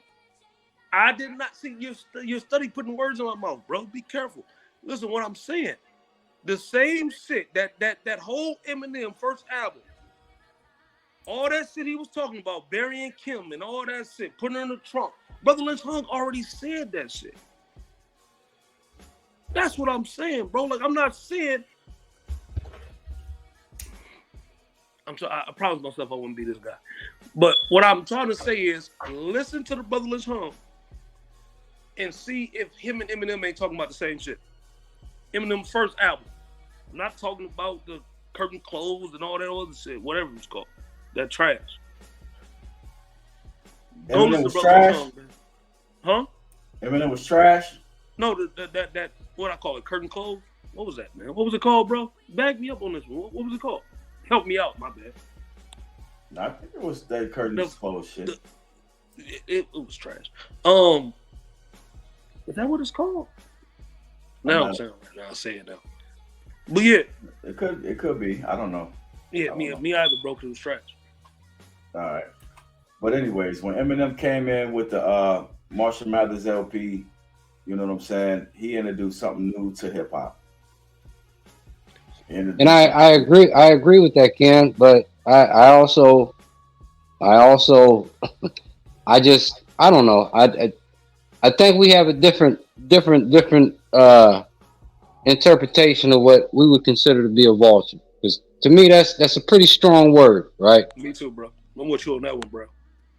And to me, even though you're saying like, to me, the Beastie Boys added something. They were part of that era of hip hop, and they did add something. They added like a different twist to it. No Sleep Till Brooklyn and Fight for Your Rights to Party and shit. Like, to me, they added something. They had about 4 songs. No, the Beastie Boys was supposed to be the white version of Run DMC.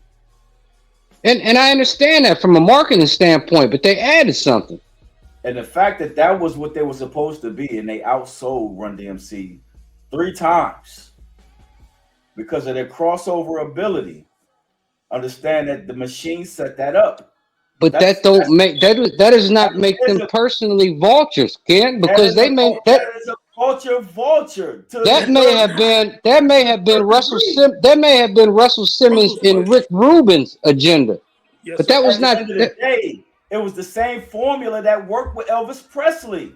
The same formula. That's all they did was cooked up the same formula that worked with Elvis Presley, used it with the Beastie Boys, and it worked. The machine. I totally disagree. That's a culture vulture. I totally disagree. So they was just. Why? So what you're saying is, they was just lambs to the sheep, then, or excuse me, lambs to the wolves. No, y'all the ones giving them a pass. I think they knew exactly what the fuck they was doing. So what? Okay, so this is my question to you, Ken. Bring it out. So what do you say about the role that Russ played in that? Fair. What do you mean, cokehead Russ?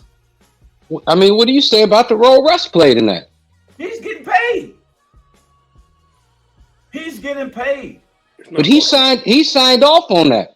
Exactly. And you got niggas today that sign off on selling their brothers out all day, every day. What's the difference between him and a coon?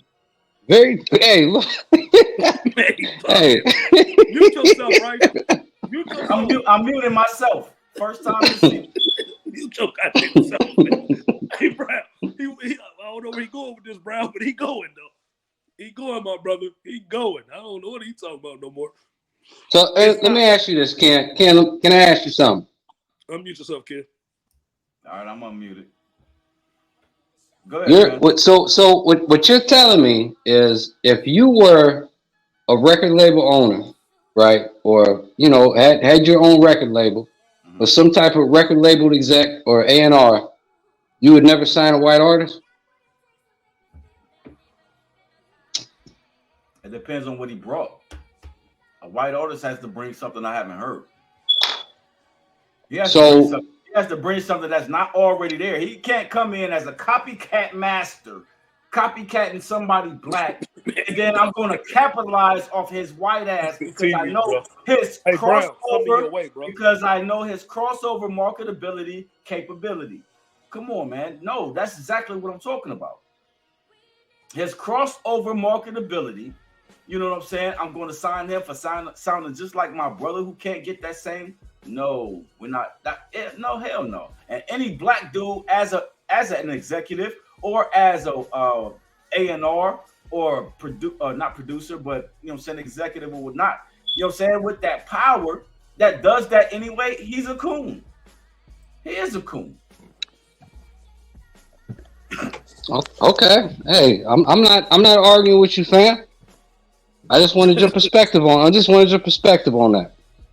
I mean, hey, at the end of the day, like you said, it's a machine. It absolutely is a machine. We always knew it was a machine. When Chuck D and them boycotted the goddamn Grammys, they knew what they was boycotting. But we wanted to be a part of it so fucking bad. Right, but at some point, we got to act like we know how the machine works. You know what I'm saying? We do know how the machine works. I know. We need to act like it, though. You know what I'm saying? So when y'all talking about the Beastie Boys, don't sit up there now and get amnesia on how the machine works. I'm not getting amnesia. I just when I think of the Beastie Boys, I think that they played a part in the culture in the 80s. Thank you.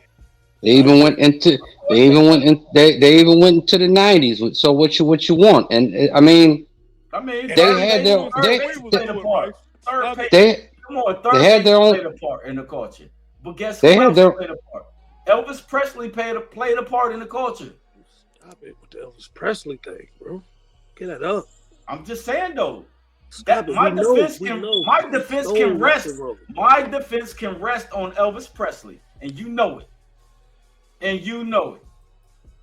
Because every example y'all give, all I gotta say is Elvis Presley, and we at the same. we back at the door. All right, we back at the door. Elvis Presley's daughter too, by the way. It's crazy, but yeah. All right. Hey, it is what it is. Today's show was about culture vultures. I guess we didn't intend for it to go there, but hey, at the end of the day, Jinx was making some hella 5 points about that shit. You know, he was. I wasn't deflecting his points. I just there's certain artists that came along at critical times. They didn't add what Eminem added though. No, absolutely not. But I don't know. I just in my mind I'm not going to consider. I can't never consider Beastie Boys culture vultures.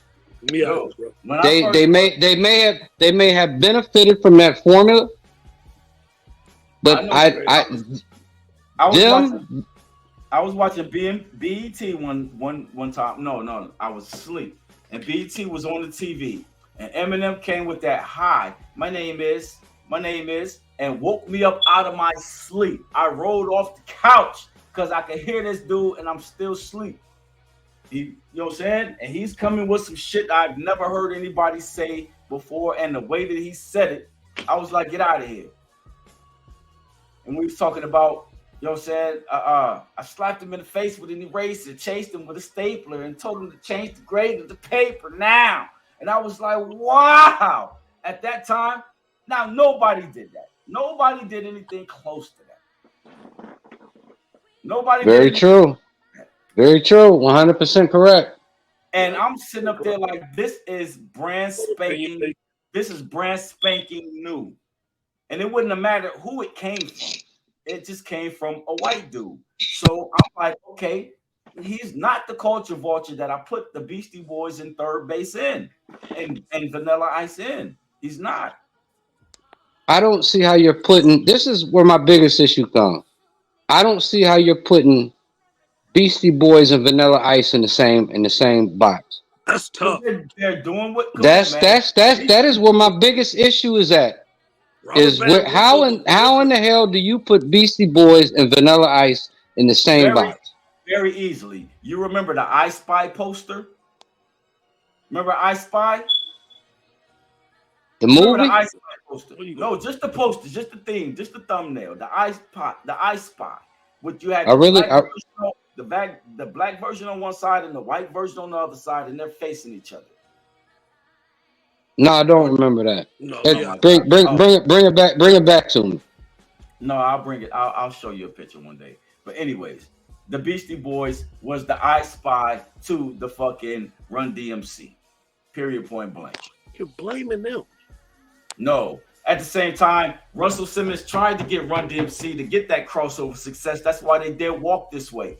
You know what I'm saying? And they did get that. And they did get that crossover success. They did not get the crossover success. What do you mean, Aerosmith? Man, Aerosmith redone that song to add Run DMC to it and shot a video for him that got crazy spins on MTV. We know all of that, Brown. We know all of that. We know all of that. But what I'm saying is this. That was an attempt, that was a ploy to get them to get the same crossover success that a white group is naturally going to get. Naturally.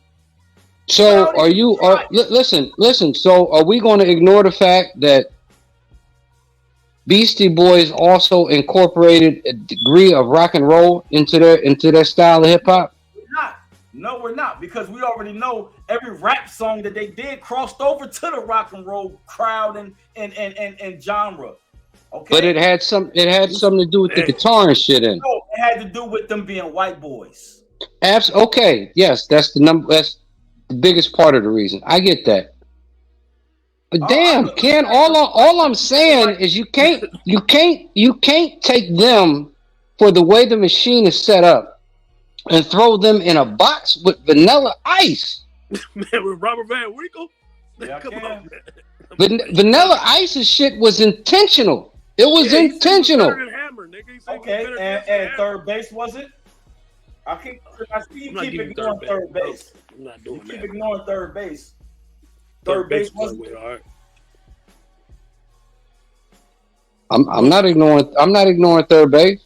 What about him? I thought it was a question there. I'm sorry. I'm not ignoring him. What about him? No, Vanilla Ice was the more blaring and obvious example, because that was so obvious. That was just too obvious, right?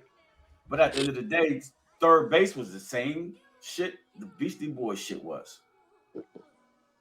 Insane Clown Posse. Hold the fuck on, man. Dude, get him, bro. Look. Look. Hey, no, hold on. First and foremost, the Insane Clown Posse got a crazy cult following, right? For sure. Up in Detroit, they got a crazy cult following. Now I'm not going neither here nor there with it, but again, the names when I think of Beastie Boys, I think of the hip hop culture of the 80s. They have classic songs. They benefited that. They added to that culture at the time. They didn't add to that. Where does Insane Clown Posse come into that conversation? A terrible compare. Like terrible. No, because we're talking about crossover success. Man, Insane Clown Posse has their own cult following. I wouldn't consider that crossover success. I don't even consider them hip hop, to be honest with you. Yeah, man. I would.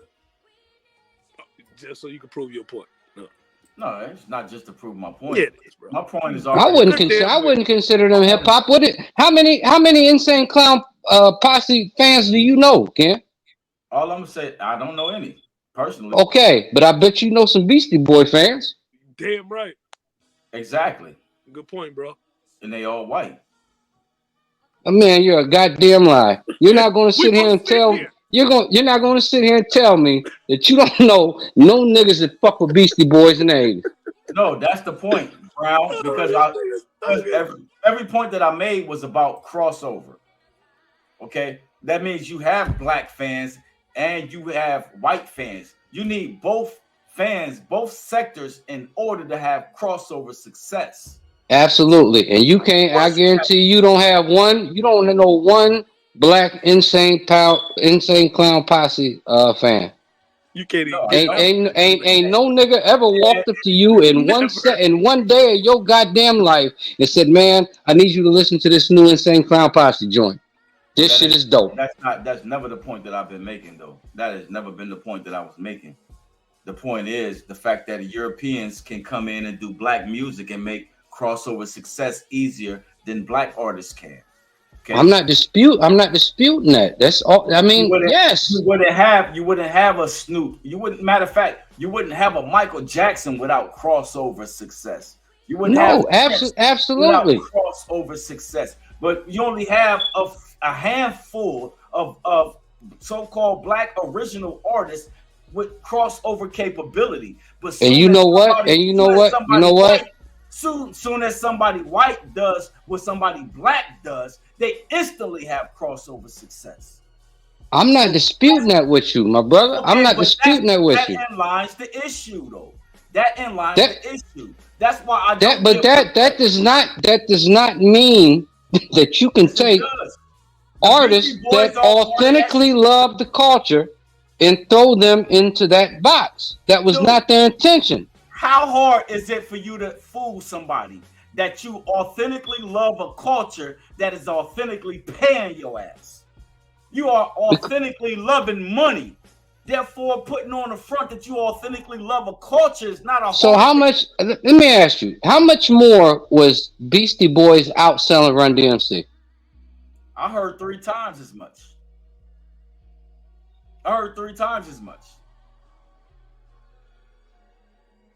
But they kept making music. They didn't make as much. Did they make more music than Run DMC? I mean, Beastie Boys went. Yes, no. They didn't make more music, but they kept with their love and their passion. I don't understand, Ken. How you count how many songs the Beastie Boys did on 2 hands or just one? That I listened to, probably just one. That they did though. What you mean that they? No, before they went full on or full focus rock and roll. Before they went full focus rock. They never went full focus rock and roll. Yeah, they did. They started. Man, it was always in a fusion of hip hop and rock and roll with them from the very beginning. Not always. And that wasn't them putting that together. That was Russ and Rick Rubin doing that. Exactly, because they knew the power of the machine and the crossover mechanics. That's exactly what I'm talking about. It was all of the agenda of the whole thing was crossover. I'm not disputing that, Gam. Myself wealthy. That does not make them vultures. That does make them vultures. That makes them vultures, fam. They're vultures. So you didn't think they didn't love you. So you honestly you have a good reason to believe that they didn't love the culture, and them and Robert Van Winkle were the same person. I think they love the money, and it's easy for them to put on the front about loving the culture once you love the money. Okay, fair enough. That's fair enough. I guarantee I can find plenty of niggas from the 80s that fuck with Beastie Boys. You won't find one that fucks with Insane Clown Posse, and you won't find one that fucks with Vanilla Ice. And I'll give you the whole goddamn year to find one that fucks with them. Hey, I'm pretty sure everybody fucked with Vanilla Ice when that album first dropped the first day. Ice Ice Baby. And I guarantee you, even you, they won't. Even you. I guarantee. I guarantee you. You was playing that shit when it first came out. Tell the truth. I guarantee you that they will not. I'm talking about what you'll be willing to play right now. No, whatever though. You admit it right now. When when Vanilla Ice first came out. Yes, I had that. Yes, I had that out. And you was and you had skins. And you bumped that shit back to back. Wasn't no back to back. Now you're exaggerating, but yes.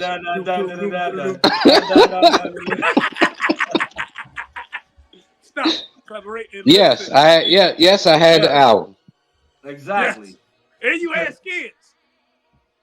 No doubt. Come on, that's the same shit we did when Criss Cross came out with Jump. Nigga, I was playing that shit back to back. And then a whole month later, I was like, man, this shit is terrible.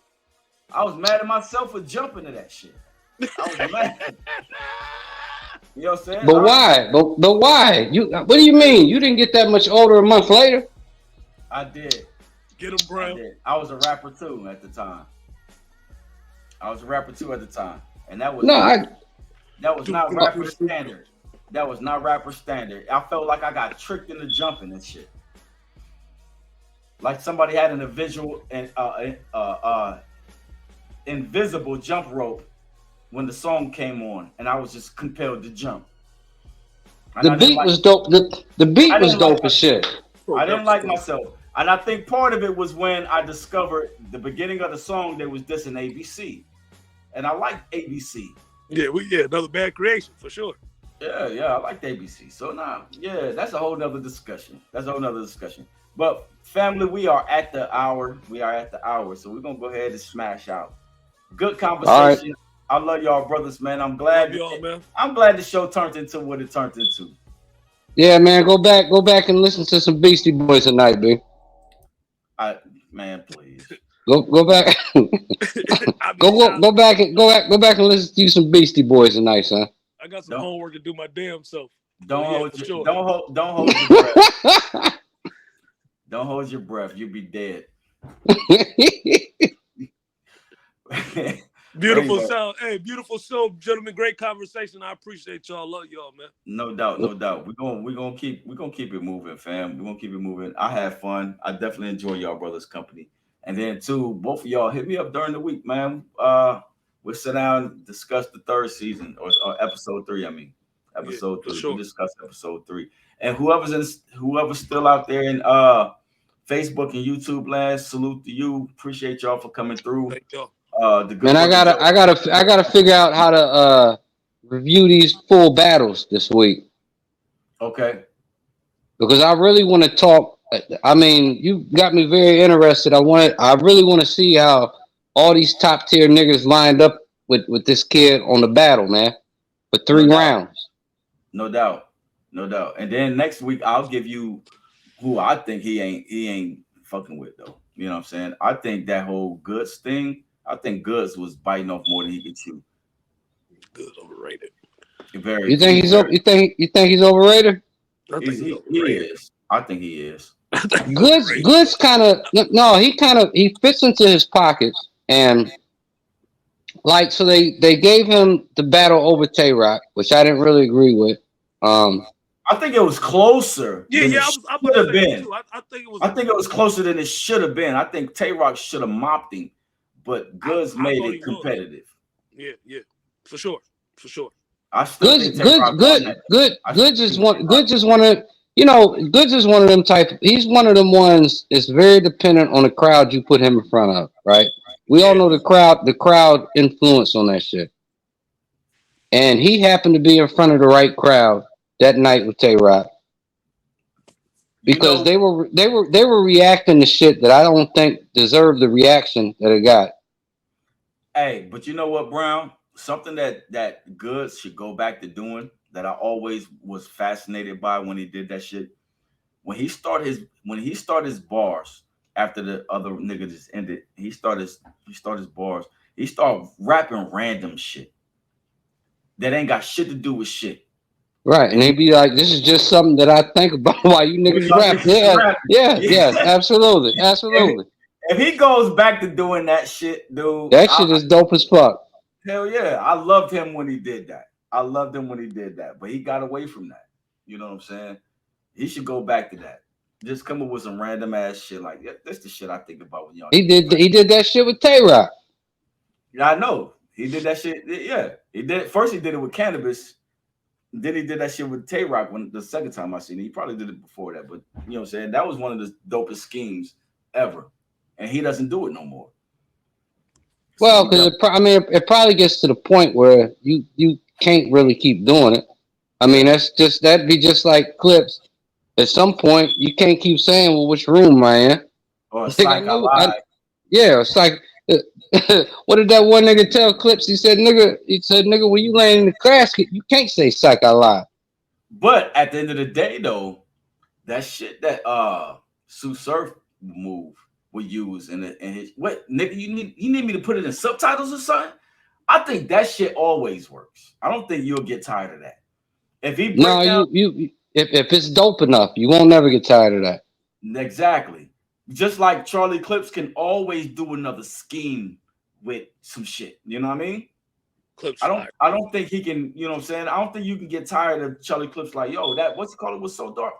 I'm so mean with it. I'm gonna come back and do a whole nother scheme with it. For sure. I don't think you'll get tired of that. You know what I'm saying? But yeah, that which room I'm in and Psych Lie, yeah, you'll get tired of that. But I think Goods can use that. I don't think you'll get tired of that.